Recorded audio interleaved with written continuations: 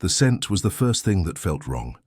Instead of the expected musty odor of old hay and damp earth, the air inside the Vermont barn was clean, filled with the sharp, pleasant fragrance of fresh sawdust and the faint, citrus tang of lemon oil. 11-year-old Oliver Thornton Miller sat on the polished floorboards, his small frame shaking with a force that seemed too powerful for his body to contain. He was crying, but it wasn't the simple, quiet grief for a grandmother he barely remembered. It was a storm of a cry, born from the overwhelming shock of what surrounded him. This wasn't a barn. It was a pristine, professional woodworking studio. Every wall was lined with shelves holding hundreds of handcrafted toys, a silent army of painted animals and intricately carved cars. And there, in the center of a spotless workbench, sat a single cherry wood box, its lid bearing his own name, Oliver, in elegant carved letters. The sight of it, the sheer scale of the love and labor it represented, shattered the cynical armor he had so carefully constructed over 4 years of feeling utterly alone in the world. This is a story about a love so powerful it refused to be forgotten, a promise kept in secret across years of silence. If you feel a connection to this journey already, please take a moment to let us know where you're listening from in the comments below. Your support, through a simple like or by subscribing to our channel, allows us to continue sharing narratives that explore the deepest corners of the human heart. We believe this story is worth your time, and the truth hidden within that cherry wood box is a testament to a bond that not even the cruelest of circumstances could break.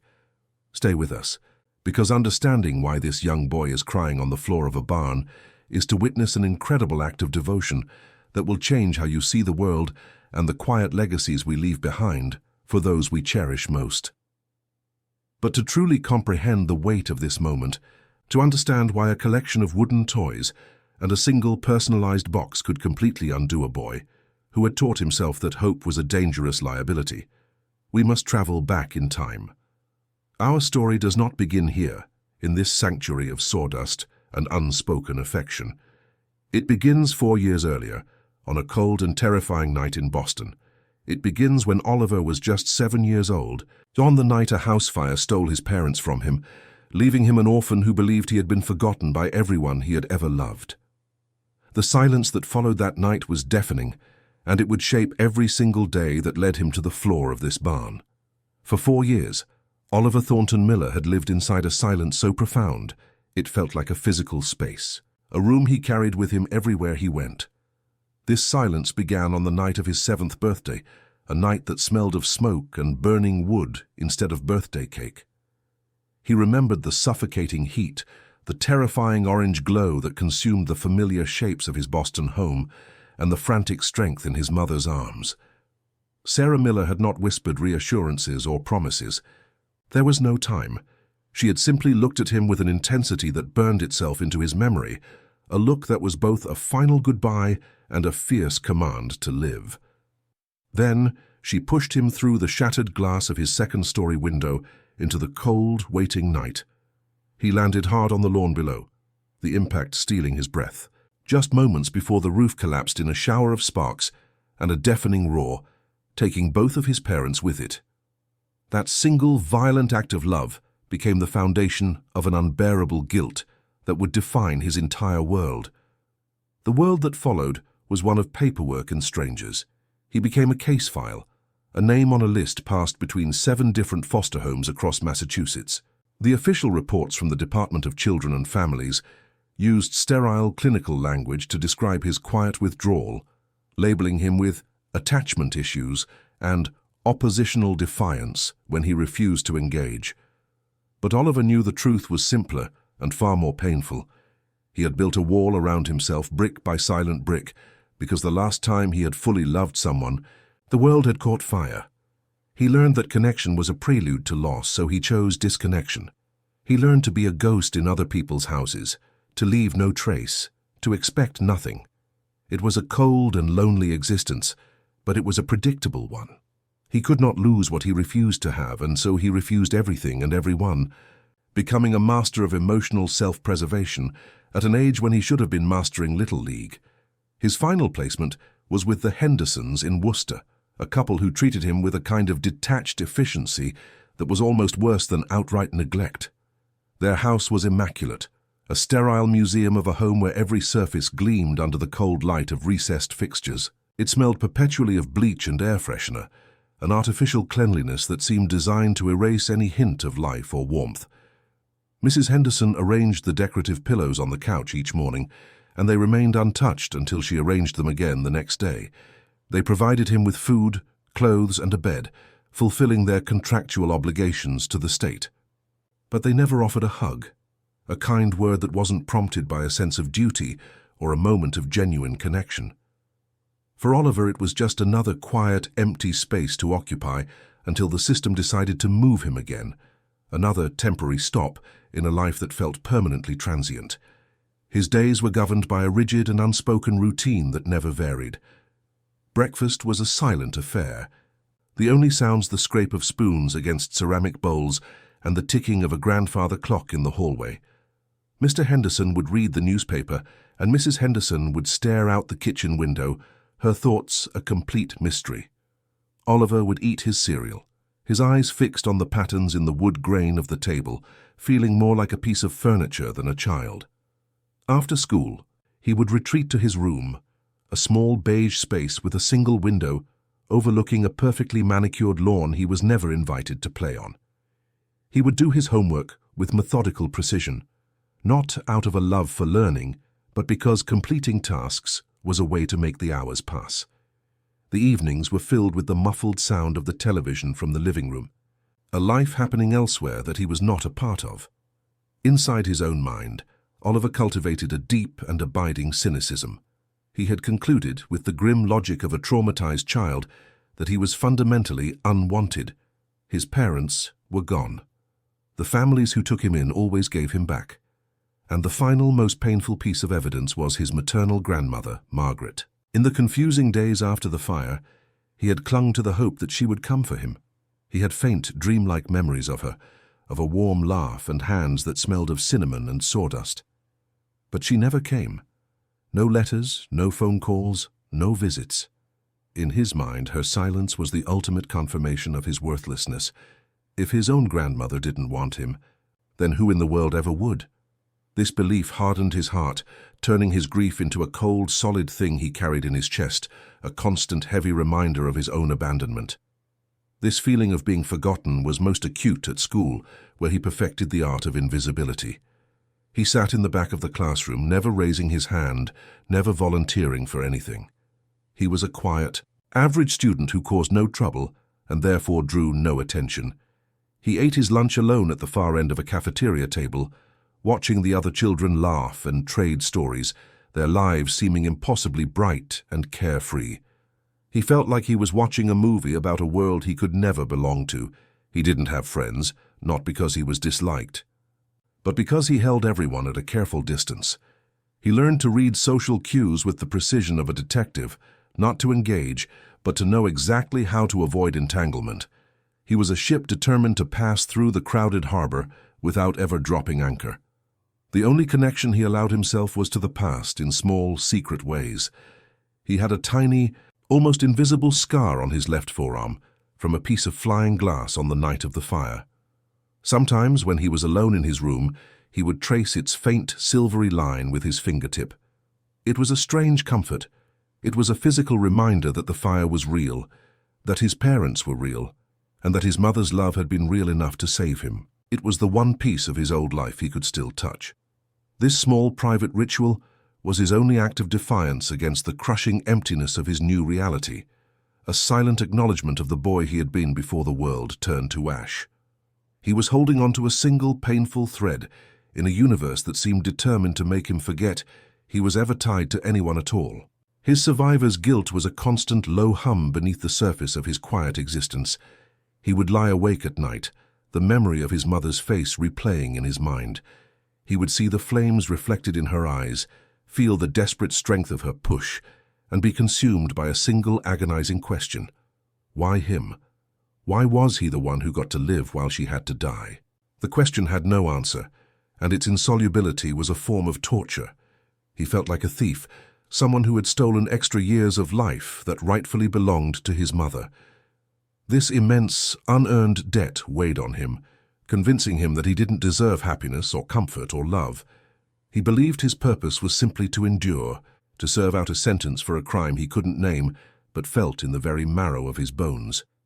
The Henderson house was a place of profound sensory deprivation. There were no smells of baking, no sounds of laughter, no textures of comfort like a soft blanket thrown carelessly over a chair. Everything was hard, clean, and orderly. The air itself felt thin and sterile. This environment reinforced his internal state of emptiness. It was an external reflection of the hollow space inside him. He learned to live with very little, to need very little. He owned only what could fit in his school backpack: a few sets of clothes, a toothbrush, and a single worn paperback he'd read a dozen times. He was always ready to leave, because in his experience, leaving was inevitable. He had trained himself not to put down roots, to be a traveler who never unpacked, even when he slept in the same bed for months on end. He didn't dream of a better future. Hope, he had decided, was the most dangerous thing in the world. Hope was the belief that things could change, that a family might want to keep him, that the ache in his chest might one day fade.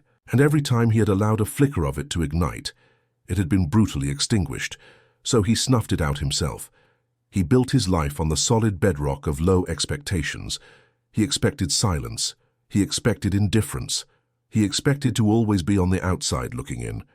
This carefully constructed fortress of cynicism was the only thing that had kept him safe for 4 long years. It was a bleak and lonely way to live, but it was his. He was Oliver Thornton Miller, the boy who survived, and he was convinced that survival was the only thing he was meant to do. The disruption of his 4-year stasis arrived not with a bang, but with the crisp official sound of an envelope being pushed through the mail slot. It was a Tuesday afternoon, a day no different from the 1,459 that had preceded it in his life as an orphan. The world outside the Hendersons' pristine windows was a muted grey, the sky threatening a rain that never seemed to come. Oliver was in his room, methodically working his way through a set of math problems, when Mrs. Henderson's voice, thin and devoid of warmth, cut through the oppressive silence of the house. It wasn't a call to dinner or a request for a chore. It carried a rare note of uncertainty, a slight deviation from the predictable rhythm of their lives that made the fine hairs on Oliver's arms stand on end. Something was different, and in his world, different was almost never good. He walked down the polished hallway, his socked feet making no sound on the gleaming hardwood floors. Mrs. Henderson was standing by the front door, holding a thick, cream-colored envelope between her thumb and forefinger, as if it were a strange and possibly contaminated artifact. It was a registered letter, bearing the seal of a law firm from a town he'd never heard of, Woodstock, Vermont. Her eyes, usually distant and preoccupied, were fixed on him with a look of mild confusion. The letter was addressed to him, Master Oliver Thornton Miller. The formality of the title was jarring, a label from a life that no longer existed. He was required to sign for it, a small bureaucratic act that felt monumental in a life where he had no agency, no official standing beyond a case number in a state file. It was the first piece of mail he had ever received that wasn't a sterile notice from the Department of Children and Families. Taking the pen from her outstretched hand, he scrawled his name on the mail carrier's electronic pad, his signature still the clumsy work of a child. He felt a familiar knot of dread tighten in his stomach.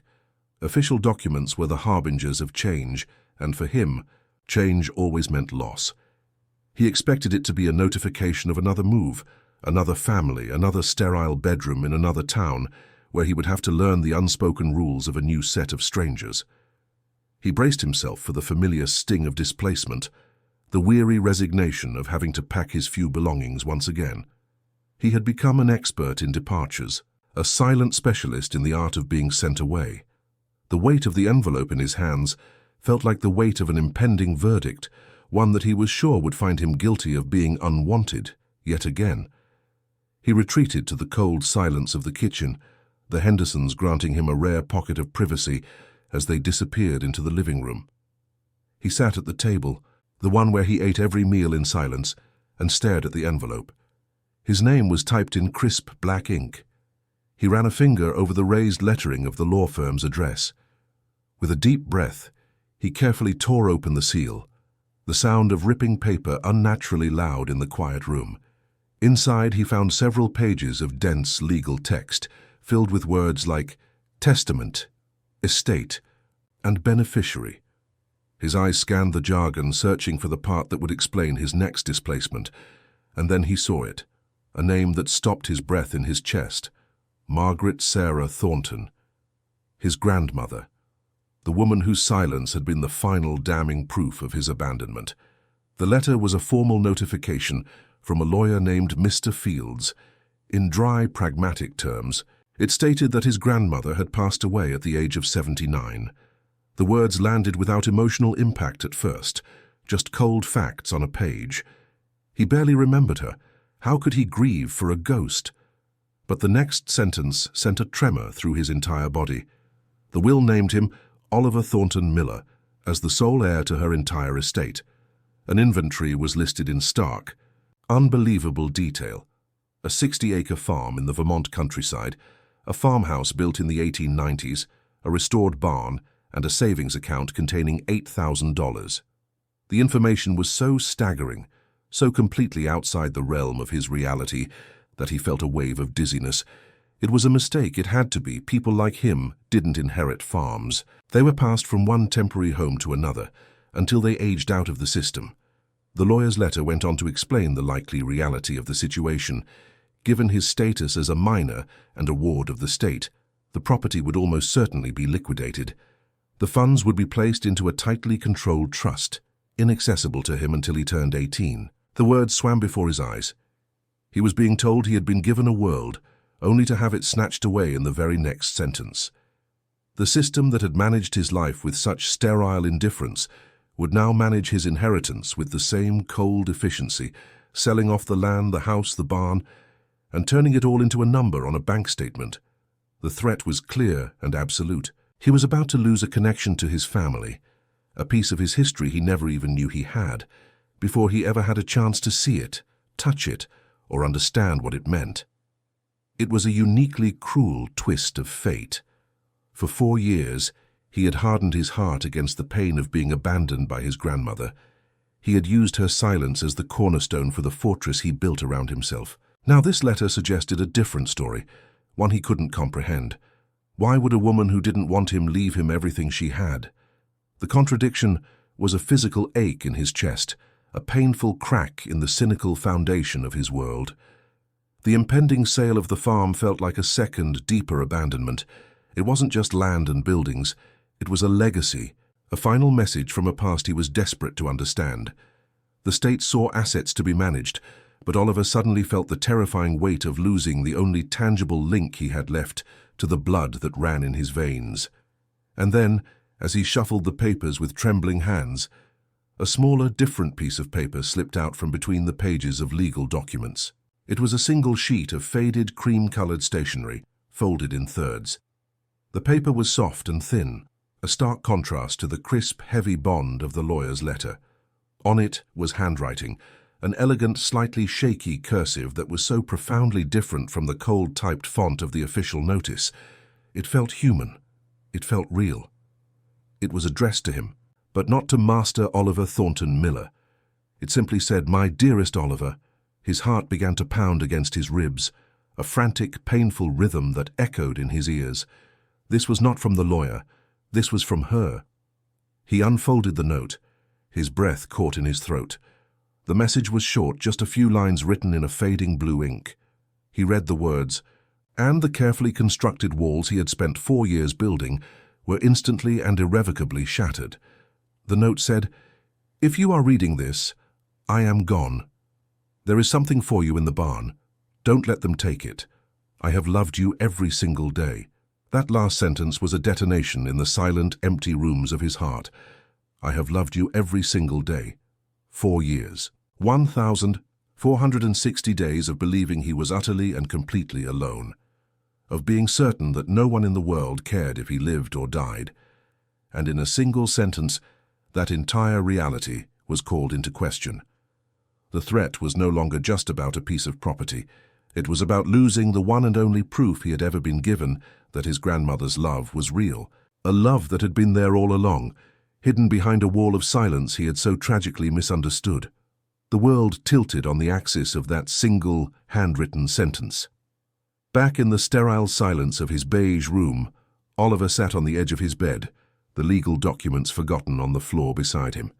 He held only the small, cream-colored note, reading the words over and over until they were no longer letters on a page but a current running through his veins. "I have loved you every single day." The phrase dismantled 4 years of carefully constructed reality. The cold, hard fact of his abandonment, the central truth around which his entire lonely existence revolved, was a lie. A woman he barely remembered had been thinking of him, loving him, from a distance he couldn't measure. In that moment, the state's plan to liquidate the farm transformed from a bureaucratic procedure into a violent act of erasure. They weren't just selling property, they were selling the only proof of love he had left in the world. A decision formed in his mind, not as a thought but as a physical imperative, a certainty as solid and real as the floor beneath his feet. He had to go. He had to see that barn. The plan that began to form was not one of logic or reason. It was a desperate, primal scramble for connection. It was a child's plan, full of holes and fueled by a hope so new and fragile he was terrified it would shatter. He knew he couldn't simply ask to go. The system would never allow it. They would see it as an emotional outburst, a fantasy. They would file a report, schedule a therapy session, and proceed with the sale. He had to get there on his own. He crept to the door of his room, cracking it open just enough to see the hallway. The Hendersons were in the living room, the blue light of the television flickering under the door, their muffled voices a distant, meaningless drone. He knew their routine by heart. At 10 o'clock, Mr. Henderson would lock the doors. At 10:30, the television would go off. By 11, the house would be completely silent. That was his window. The time between their sleep and the world waking up would be his.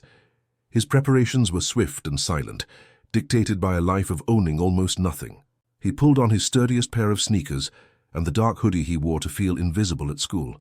He checked his pockets, finding a crumpled $5 bill and some loose change, a pathetic war chest for the journey ahead. His only real resource was the small, worn paperback book on his nightstand. He carefully tucked his grandmother's note inside its pages, turning the book into a reliquary, a sacred object holding the most precious thing he now possessed.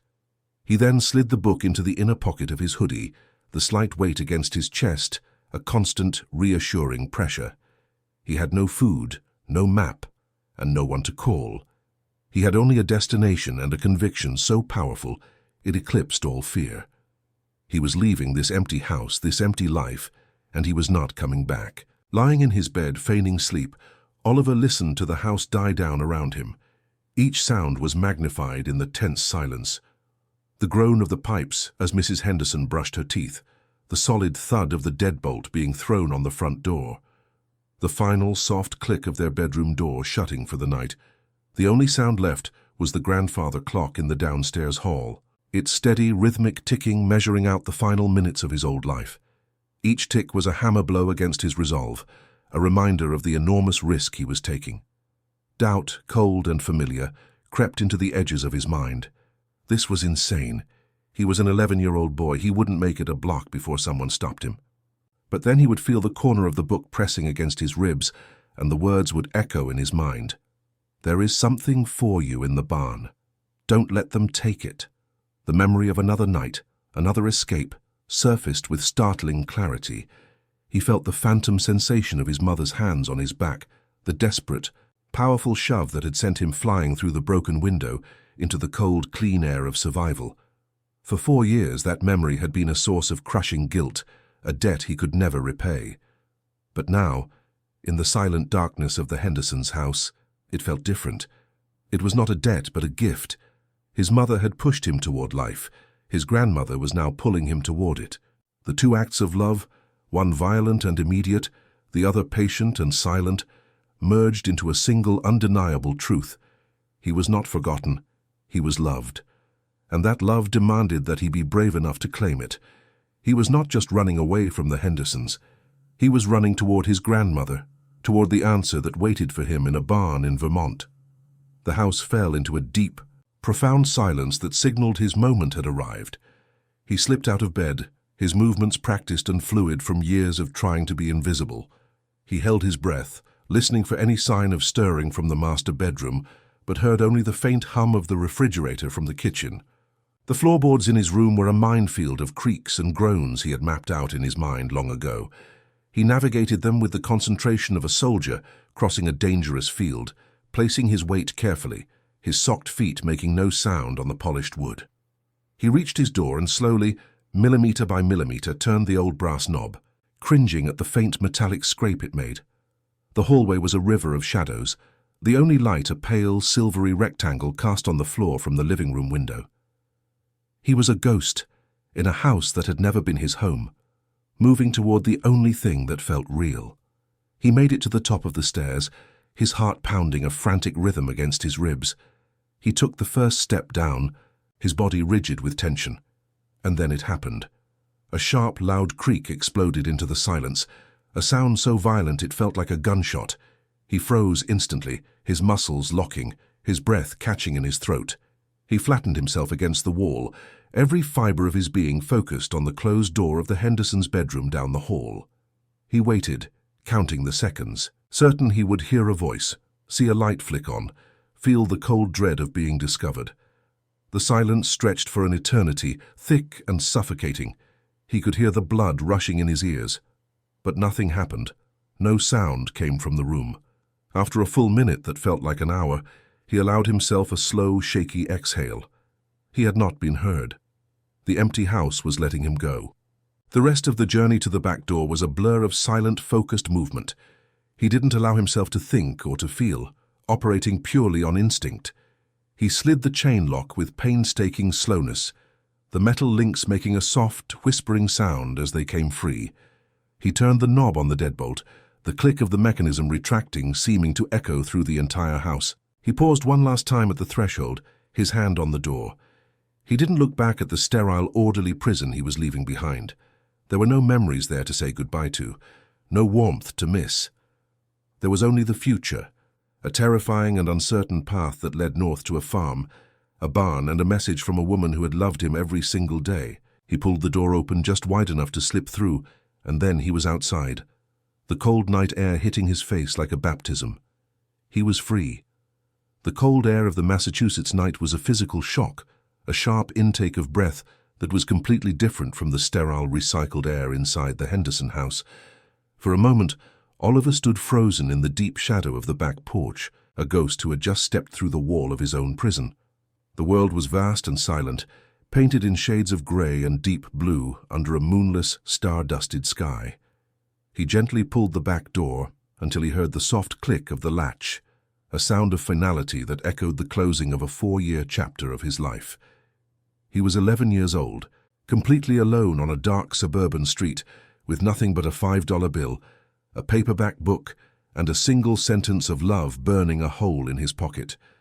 He felt an immense, terrifying freedom, the kind that comes when you have absolutely nothing left to lose, and only one place in the entire world you need to be. The fear was a living thing inside his chest, but beneath it, a fragile and unfamiliar determination was taking root. His first challenge was the lawn itself, a perfect manicured carpet of green that offered no cover. Every window of the Henderson house seemed like a malevolent eye, and he imagined Mrs. Henderson being woken by some sixth sense for disorder, her silhouette appearing in the upstairs window. He moved in a low crouch, his sneakers sinking slightly into the damp grass, the moisture seeping into the cheap canvas. He kept his eyes fixed on the dark shape of the hedges that lined the property, a barrier between this curated silence and the real world beyond. The only sound was the frantic pounding of his own heart, a drumbeat of panic he fought to control with slow, measured breaths. Each step felt like a gamble, an impossible risk taken across a brightly lit stage. Reaching the shadow of the hedge felt like reaching a shoreline after a desperate swim, a moment of profound, if temporary, safety that allowed him to pause and gather his courage for the next move into the unknown. Once concealed by the dense foliage of the privet hedge, he peered out onto the street.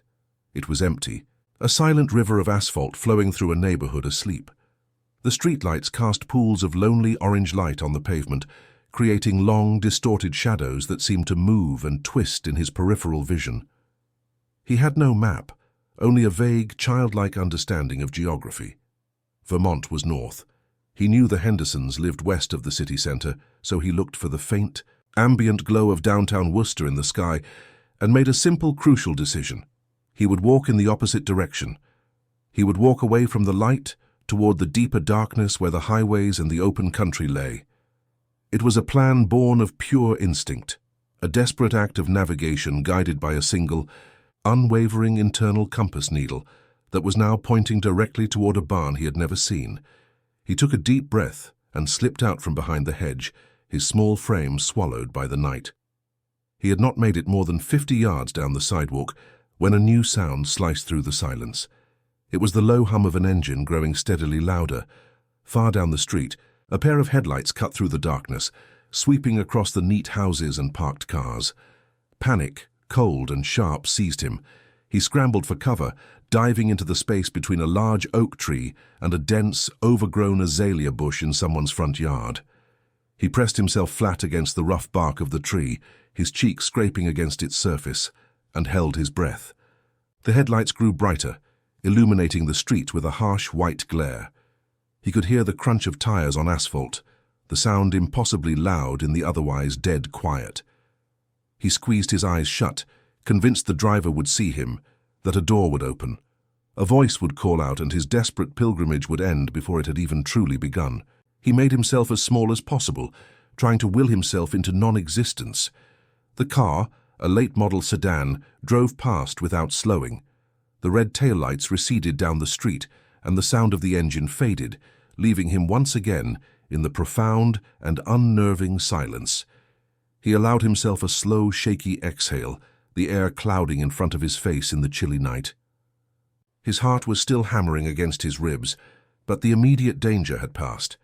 It was a small victory, a successful evasion that gave him a tiny, much-needed surge of confidence. He was learning the rules of this new world in real time. Stay in the shadows, listen for danger, and trust no one. He waited a full minute, counting the seconds by the frantic pulse in his own throat, before he dared to step back onto the sidewalk. The brief moment of terror had sharpened his senses, replacing some of his fear with a heightened state of alert. He was no longer just a runaway. He was a fugitive, and every shadow was now both a threat and a potential sanctuary. The initial adrenaline began to wear off as he walked, replaced by the grim reality of his journey. The blocks of silent, sleeping houses began to blur together, each one a perfect replica of the last. The only sound was the soft, rhythmic scuff of his own sneakers on the concrete, a lonely metronome marking his progress. A deep, aching fatigue began to settle into his bones. His legs, unused to this kind of exertion, felt heavy and leaden. The cold night air, which had at first felt like the clean air of freedom, now seemed to seep through his thin hoodie, chilling him to the core. He shoved his hands deep into his pockets, his fingers curling around the crumpled $5 bill and the smooth cover of the paperback. He kept walking, putting one foot in front of the other with a mechanical determination, his mind focused not on the discomfort, but on the image of his grandmother's handwriting, the elegant loops of the words that had changed everything. After what felt like hours, the landscape began to shift. The pristine lawns and two-story homes gave way to smaller houses, then to commercial buildings with dark, empty storefronts. He could see the elevated lights of a major highway in the distance, a glowing ribbon that cut across the horizon. This was it. This was the artery that could carry him north. But seeing it up close filled him with a new kind of dread. The sheer scale of it, the roar of the occasional truck barreling past even at this late hour, made him feel impossibly small and vulnerable. A wave of despair washed over him, a cold tide of doubt that threatened to drown his fragile resolve. How could he possibly do this? He was just a boy. He stopped under the flickering neon sign of a closed auto repair shop, the weight of his decision pressing down on him, and for the first time he felt the sting of tears in his eyes. He instinctively reached into his hoodie, his fingers closing around the book. He didn't take it out, but just touching it was enough. He felt the corner of the envelope tucked inside, the physical remnant of his grandmother's message. "I have loved you every single day." The words were a shield against the encroaching despair. Don't let them take it. It was a command, a final request from the one person who had been loving him in secret all along. This journey wasn't just for him, it was for her. It was to honor the legacy she had built for him in that barn, a legacy the world was ready to erase without a second thought. The thought reignited the fire in his chest, burning away the cold fear. He wiped his eyes with the sleeve of his hoodie, took a deep breath that smelled of asphalt and exhaust fumes, and stepped out from the shadows, beginning the long, treacherous walk along the shoulder of the main road. The world here was loud and violent. The wind from passing 18-wheelers was a physical blow, a gale that threatened to push him off his feet and into the ditch that ran alongside the road. The roar of their engines was deafening, a constant assault on his senses that left his ears ringing. He learned to brace himself when he saw headlights approaching, turning his body sideways to present a smaller target to the wind. He walked with his head down, his eyes fixed on the cracked and debris-strewn pavement just ahead of his feet, trying to make himself as insignificant as possible. He was a piece of litter, a stray animal, anything but a boy who should have been safely asleep in a bed. Each passing vehicle was a reminder of his own isolation, a self-contained world of light and warmth hurtling past him as he trudged alone through the cold and the dark. A new, more primal need began to make itself known, a gnawing, hollow ache in his stomach. He hadn't eaten since the silent, perfunctory dinner at the Hendersons' house hours ago, and the physical exertion of his journey was draining his energy reserves. He passed a 24-hour diner, its windows glowing with a warm, inviting light. He could see people inside, sitting in booths, drinking coffee, their lives continuing in a normal, predictable rhythm that felt a million miles away from his own. The smell of frying bacon and coffee hung in the air, a form of exquisite torture. He clutched the $5 bill in his pocket, knowing it was not enough and that walking into that bright public space would be an unacceptable risk. He turned away from the light and the warmth, forcing himself to walk on, the hunger now a constant, painful companion to the cold and the fear. He eventually stumbled upon a regional bus station, a low, brick building that seemed mostly deserted at this hour. A flicker of hope ignited within him. This was a real possibility, a way to cover significant distance without having to walk. He slipped inside, his eyes scanning the large, wall-mounted schedule. His finger traced the list of destinations until he found it. Burlington, Vermont. The name of the city seemed like a miracle, a sign that he was on the right path.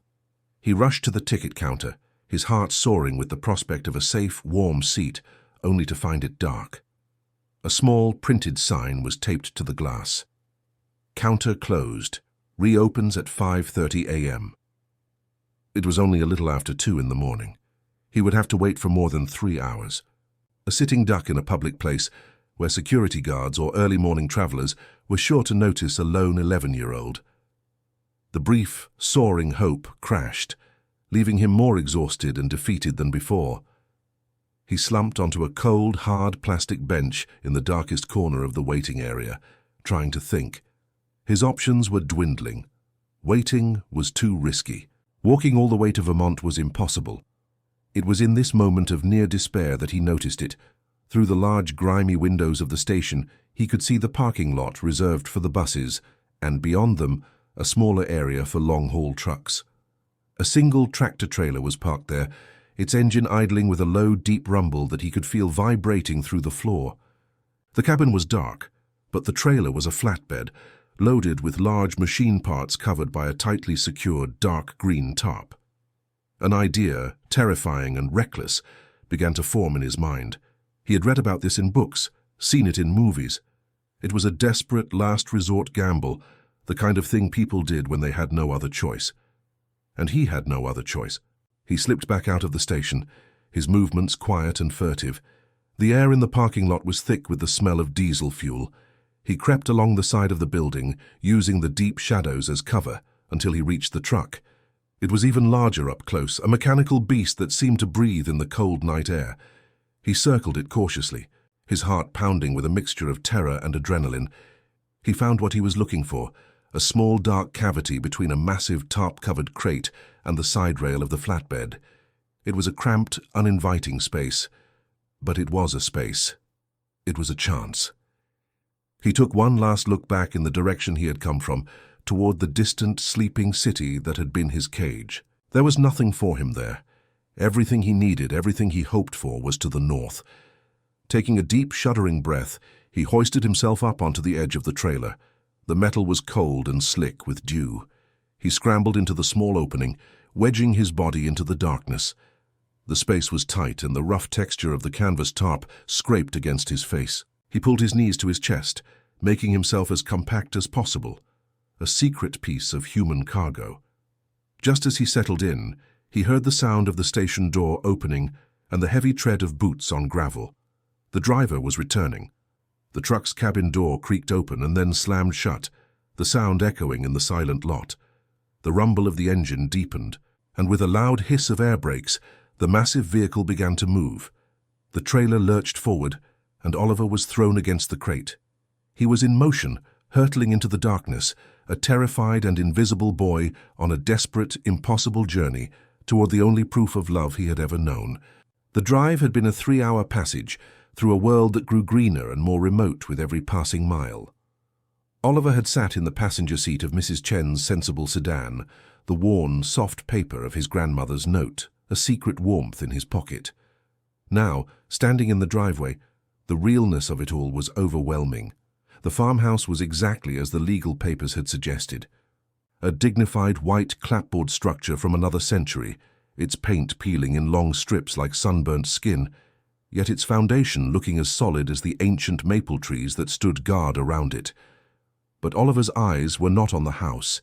They were fixed on the barn. It stood beside the house, a stark and stunning contrast.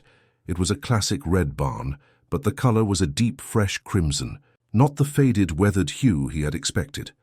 The roof was new, its dark shingles perfectly aligned, and the heavy sliding door was made of clean, unstained wood. It was a building not left to time, but actively preserved, cared for, and waiting. His feet moved before his mind had fully given the command, carrying him across the overgrown lawn toward the barn. Mrs. Chen's voice followed him, a string of practical adult concerns about leaky roofs and property taxes, but the words were a meaningless buzz against the loud, frantic drumming of his own heart. He saw it as he got closer, hanging from a single rust-free nail next to the heavy door. A key. It was a simple brass key, but it was attached to a small white tag. Written on the tag in the same elegant, slightly shaky cursive as the note were 2 words, "For Oliver." The sight of his name written by her hand and left here for him to find was a physical shock. This wasn't just a building, it was an invitation. It was a lock that he, and only he, was meant to open. He reached out, his fingers trembling so violently he could barely close them around the cold, solid metal of the key. It felt heavier than a key should, as if it held the weight of 4 years of silence. The padlock was new, its silver surface gleaming in the afternoon light, a stark contrast to the weathered wood around it. He fumbled with the key, his unsteady hands making the simple task of finding the keyhole a monumental effort. He could feel Mrs. Chen's concerned gaze on his back, but he blocked it out, focusing every ounce of his being on this single crucial action. The key finally slid into the lock, the metallic click an intimate sound in the vast, quiet countryside. He turned it. The mechanism inside the padlock gave a satisfying, solid thud as it disengaged, a sound that felt like a definitive punctuation mark, separating the 4 years of his past from the complete, terrifying uncertainty of the next 5 minutes. He unhooked the lock, his breath held tight in his chest, and placed both hands on the massive wooden door. It was cool and smooth beneath his palms, and he gave it a tentative push. With a low groan of rollers on a clean metal track, the heavy door began to slide open. The first thing that hit him was the scent. It was the absolute, undeniable wrongness of it that stopped him in his tracks. He had braced himself for the musty, earthy smell of old hay, damp soil, and forgotten things. Instead, the air that washed over him was clean and vibrant, filled with the sharp, pleasant fragrance of freshly cut sawdust and the faint, citrusy tang of lemon oil. It was the smell of creation, of purpose, of a space that was not abandoned but deeply, actively cherished. A wide shaft of late afternoon sun sliced through the opening, illuminating a universe of floating dust motes that danced like tiny golden stars in the air. The light revealed a floor, not of packed dirt, but of polished, wide-planked wood, swept so clean he could see the intricate patterns of the grain. He took a hesitant step inside, the heavy door sliding shut behind him with a soft thud, plunging him into a dimmer, more reverent light. As his eyes adjusted, the full scope of the room came into focus, and his mind simply refused to process what it was seeing. This was not a barn. It was a pristine, professional-grade woodworking studio. Every wall was lined with pegboards, from which hung hundreds of hand tools, each one polished and hanging in its perfect designated place, forming a meticulous metallic tapestry. Larger power tools, a table saw, a band saw, a drill press, were stationed around the room on immaculate workbenches, each one covered and silent like sleeping giants. The sheer orderliness of it all, the obsessive precision, spoke of a mind that found peace and purpose in careful, deliberate work.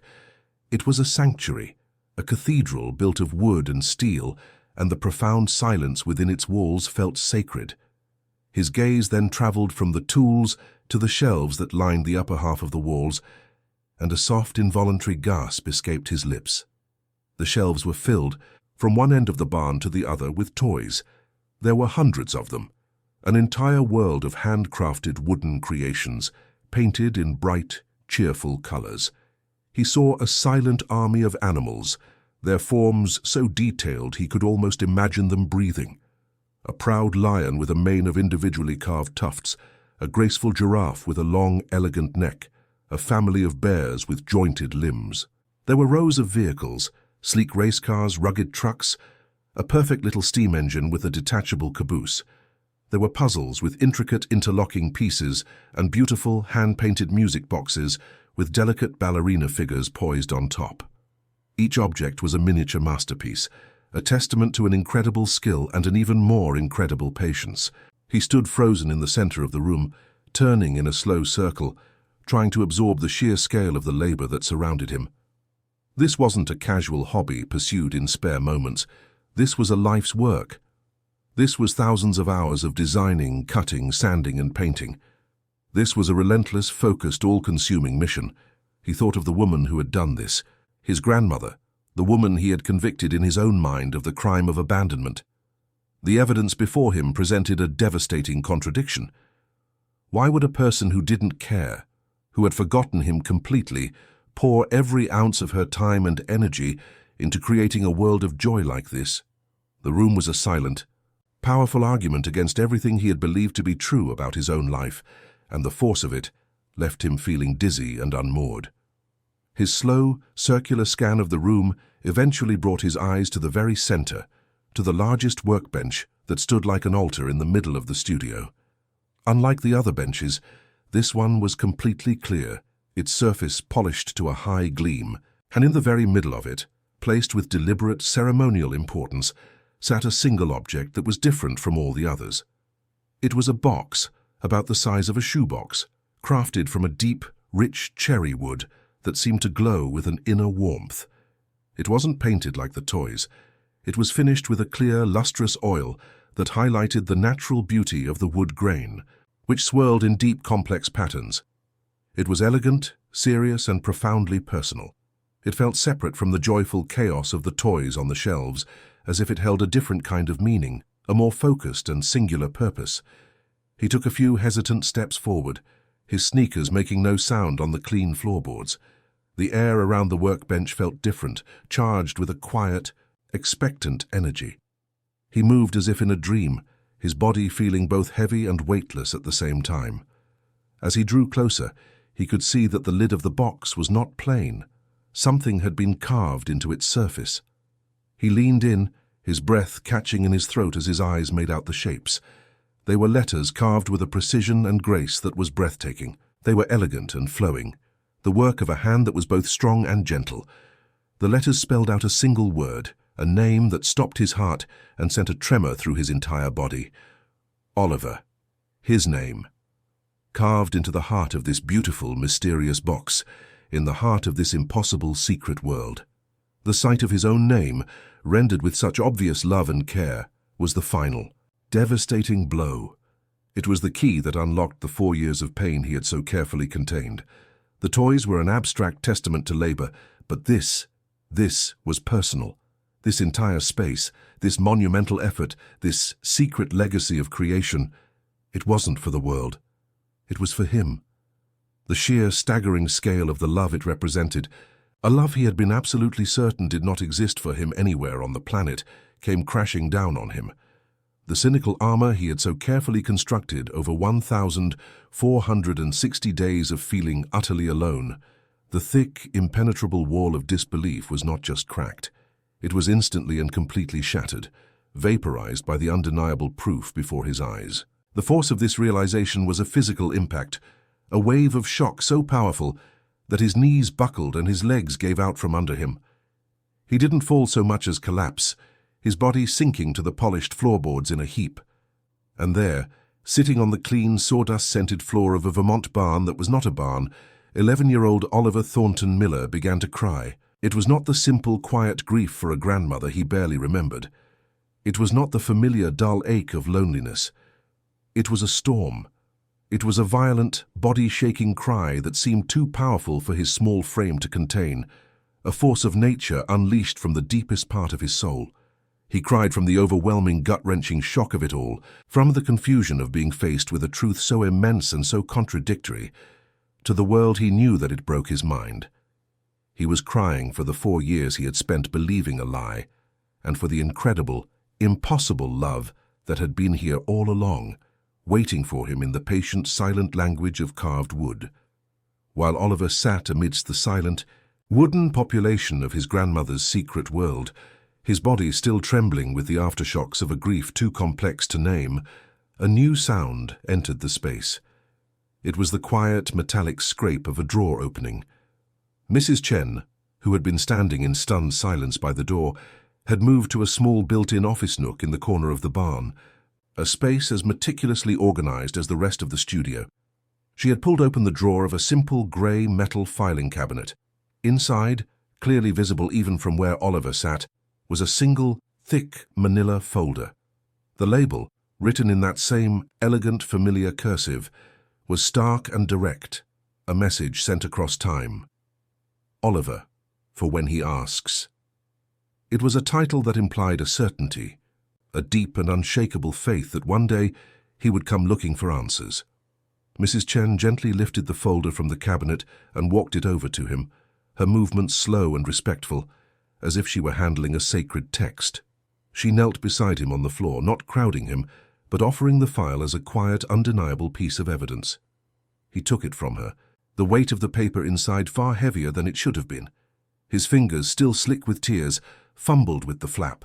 Inside were not legal documents or official records, but dozens and dozens of letters, each in its own envelope, each addressed in his grandmother's hand to Master Oliver Thornton Miller, care of the Massachusetts Department of Children and Families. They were all sealed, and they were all unsent. The sheer volume of them, the tangible proof of years of one-sided communication, was a new and staggering blow to his understanding of the world. He pulled out the very first letter, its postmark dated just 3 weeks after the fire. His hands shook so much he could barely unfold the thin, cream-colored paper. The words were a torrent of love and grief, a desperate outpouring from a grandmother who had just lost her daughter and was terrified for her grandson. She wrote about her desire to come for him, to wrap him in her arms and never let him go. But then, in the second paragraph, came the devastating truth, the answer to the question that had haunted him for 4 years. She explained that she had just received a diagnosis, a cruel and unforgiving verdict from a neurologist, early-onset Alzheimer's disease. The words were clinical and cold on the page, but the pain they represented was a living, breathing thing that reached across the years and squeezed his heart. The letter laid out her agonizing choice with a clarity that was both loving and brutal. She couldn't take him. She couldn't bear the thought of him watching her fade away, of having him lose a second mother, not to a sudden fire, but to a slow, cruel erosion of memory and self. She was terrified of the day she might look at him and not know his name, of the confusion and fear that would cause him. Her decision not to seek custody was not an act of abandonment. It was a final, desperate act of protection. It was a sacrifice of unimaginable proportions, choosing a lonely, slow decline over the certainty of causing him more pain. She was saving him from her own future, a future she knew would be a source of constant trauma for a boy who had already endured more than any child ever should. This revelation was a key turning a lock deep inside him, but it was the next part that truly broke him open. She explained her plan, a mission she had devised to fight back against the encroaching darkness of her disease. She had decided to pour every single lucid moment she had left, every clear thought and steady hand, into building something for him. She would create a legacy of love, a physical manifestation of all the affection she couldn't give him in person. The workshop, the tools, the toys, it was all for him. It was her way of being his grandmother from a distance, of filling his world with a joy she could not deliver herself. She wrote that she would donate the toys to children's hospitals and charities, always in his name, so that his existence would be a source of happiness for other kids, even while his own was so difficult. His eyes, blurry with a fresh wave of tears, fell back to the cherry wood box on the workbench. It was no longer a mystery. It was the centerpiece of her entire plan. He slowly got to his feet, his legs unsteady, and walked toward it. The unsent letters felt like a heavy, sacred weight in his hands. He placed the folder gently on the bench and reached out, his fingers tracing the letters of his own name. The wood was smooth and warm, as if it still held the heat from his grandmother's hands. He lifted the lid. Inside, nestled on a bed of dark blue velvet, were two items: a thick, leather-bound journal and a small silver USB flash drive. He instinctively reached for the journal first, its cover soft and worn, a silent invitation to understand everything. The journal was her confession, her companion through the slow descent. The first entry was dated the day after her diagnosis. In it, she detailed her fears, her heartbreak, and her unwavering resolve. She wrote about his parents, sharing stories of his mother's childhood, of her laugh, of the way she used to help in this very barn when it was just an old dusty space. She was preserving memories, not just for herself, but for him, trying to build a bridge to a past he was too young to remember. Page after page chronicled the construction of the workshop, the joy she found in the scent of sawdust, the peace that came from the focused, repetitive work of sanding a piece of wood until it was perfectly smooth. It was a race against time, a desperate attempt to create something permanent and beautiful before her own mind was stolen from her. He read entries that described her good days and her bad days. On the good days, she would work for 12 hours straight, her hands sure, her mind clear, finishing a dozen tiny, perfect wooden animals. On the bad days, she wrote of the terror of forgetting a name, of standing in the middle of her kitchen and not knowing why she was there. But even in the entries clouded by confusion, one thing remained constant and clear: her love for him. Every entry ended the same way, with the same 7 words, a mantra against the encroaching fog: I have loved you every single day. He was the anchor in her storm, the single unwavering point of light she oriented herself toward as the rest of her world slowly went dark. He had thought he was forgotten, but the truth was, he was the one thing she had fought with every ounce of her being to remember. Mrs. Chen, seeing the USB drive, had quietly retrieved a small portable laptop from her car. She set it on the workbench and, with a silent, questioning look, gestured for him to plug in the drive. He did, his fingers feeling clumsy and numb. A single folder appeared on the screen, labeled simply, "For my Oliver." He clicked it open. It contained dozens of video files, each dated. He clicked on the first one. His grandmother's face filled the screen. She looked older than he remembered, but her eyes were bright and full of a fierce, intelligent light. She was sitting right here in this workshop, the shelves behind her still mostly empty. She smiled, a warm, sad smile, and spoke his name. She told him how much she loved him, how proud his mother would have been of him. She told him stories, filling in the gaps of his own memory, giving him back the pieces of his life that the fire had consumed. He clicked through the videos, a time-lapse of her disease. In the early clips, she was vibrant, her stories long and detailed. Then, slowly, things began to change. She would pause for longer, searching for a word. Her stories would sometimes wander, becoming confused. He watched as the brilliant light in her eyes began to dim, as the certainty in her voice was replaced by a heartbreaking vulnerability. He saw the physical toll of her fight, the way her hands began to tremble, the way she seemed to shrink into herself. Yet, through it all, she kept recording, kept showing up for him. Even as pieces of herself were disappearing day by day, she was determined to give him every last coherent piece of herself, no matter the cost. He finally reached the last video, dated just 6 months ago. The change was staggering. She was frail, her gaze distant and unfocused. The vibrant workshop behind her was now completely full, a silent testament to her finished race. She didn't tell a story in this video. She just looked into the camera, her expression a mixture of confusion and a deep, instinctual love that the disease had not been able to touch. She simply said his name, Oliver, over and over, her voice a soft, fragile whisper. And then, for the final 30 seconds of the clip, she just repeated the phrase that had become her anchor, her final truth. "I love you, Oliver, I love you." Her memory was gone. Her stories were lost. But her love remained, absolute and indestructible, the last thing left standing in the ruins of her mind. Oliver closed the laptop. The barn was completely silent, but for the sound of his own ragged breathing, the storm of crying he had experienced when he first walked in was nothing compared to this. This was a deeper, quieter, and more profound grief. He was mourning not just the grandmother he had lost, but the grandmother he had never been allowed to know. He was grieving for her lonely, terrifying battle, for the immense sacrifice she had made to protect him. The 4 years of cold, hard certainty that he was unloved and unwanted evaporated, replaced by the warm, aching, and undeniable truth. He had not been forgotten. He had been the most important person in the world to someone, loved with a ferocity that had defied death, distance, and even the slow erasure of a devastating disease. He picked up one of the unsent letters and held it to his chest, the thin paper a fragile link to her love. The crushing weight of his survivor's guilt, the belief that he didn't deserve to live, began to lift for the first time in 4 years.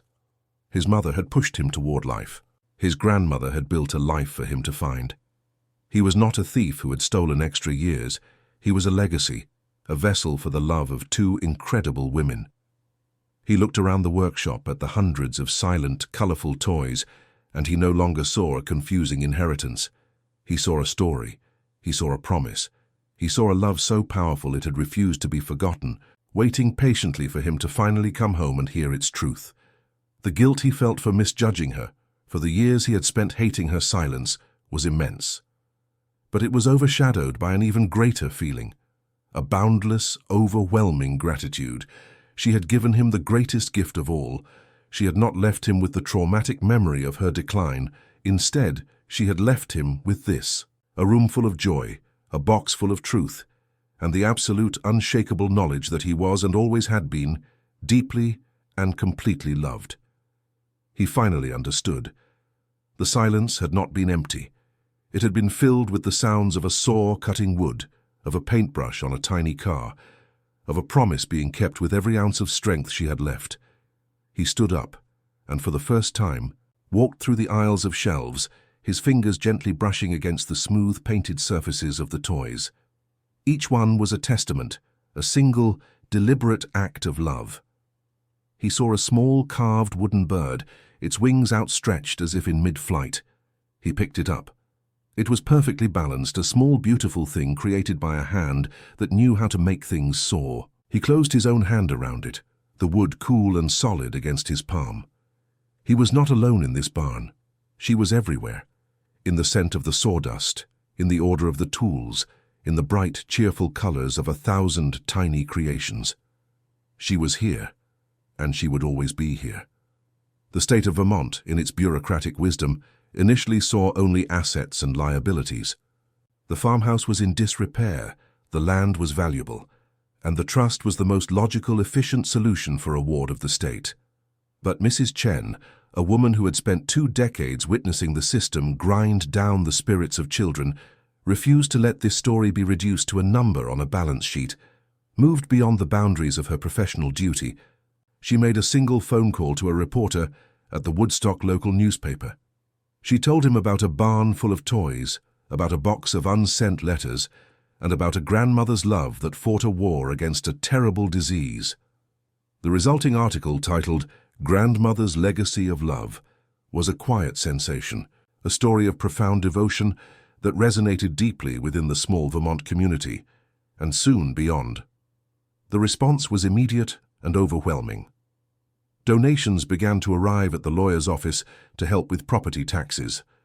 Local carpenters and builders volunteered their time to repair the old farmhouse, refusing to let Margaret Thornton's home fall into ruin. The story had transformed the property from a legal problem into a sacred ground, a monument to a love that the community felt a collective duty to protect. The most significant offer, however, came from the neighboring farm. John and Mary Cooper, a couple in their late 50s who were renowned artisan furniture makers, had known and admired Margaret's work for years, though they had never known the story behind it. They came forward with a proposal that was both practical and profoundly kind. They offered to become Oliver's legal guardians, allowing him to keep his inheritance and live with them right next door to his grandmother's legacy. 3.5 years passed. The boy who had been a ghost in 7 different foster homes was now 14 years old, and he was home. He lived with the Coopers in a house filled with the warm smells of baking bread and wood smoke and the easy sounds of laughter. They were not replacements for the parents he had lost, but they were family, providing the steady, unconditional love and support he had been starved of for so long. Oliver was no longer a case file. He was a son, an apprentice, and the quiet, watchful guardian of the red barn next door. The farm was no longer just property. It was his history and his future, a place where he was deeply and securely rooted. Every afternoon after school, he would walk across the field to his grandmother's barn. Under John Cooper's patient mentorship, the space had been transformed once again. It was now a functioning business, Margaret's Legacy Woodworks. Oliver, having discovered his grandmother's talent flowed in his own veins, now spent his hours at her workbench, his hands, once small and trembling, now steady and strong as they guided a chisel or a brush. He learned the language of the wood, the feel of the grain, the satisfaction of creating something beautiful and lasting from a simple, raw block. He was not just continuing her work, he was in constant conversation with her, learning her secrets through the tools she had left behind. He kept the cherry wood box on the workbench, and some days, the difficult days, he would open the laptop and watch one of the videos. The pain of her loss was still sharp, a real and present ache in his heart. It was a grief he knew he would carry for the rest of his life, but it was no longer a destructive force. It was integrated, a part of the complex, beautiful, and tragic story of who he was. He understood that his grandmother's love was not a simple, easy thing. It was a love that had required an impossible, selfless choice, the choice to be absent so that he could remember her whole. He honored that choice not by forgetting, but by carrying her memory forward into the world with purpose and with grace. The toys he created were sold at local markets and online, gaining a reputation for their quality and heart. But it was what he did with the profits that completed the circle. 40% of every sale was donated to grief counseling programs specifically designed for orphaned children, the kind of support he had never received. He was using his grandmother's legacy to provide other lost children with the one thing they needed most, the knowledge that they were not alone in their pain. He had not erased his past, but he had transformed it. The boy who felt forgotten by the world was now a source of comfort for it, turning the silent, patient love he had found in a barn into a living, breathing force for good, ensuring that Margaret Thornton's love would not only be remembered, but would continue to echo for years to come.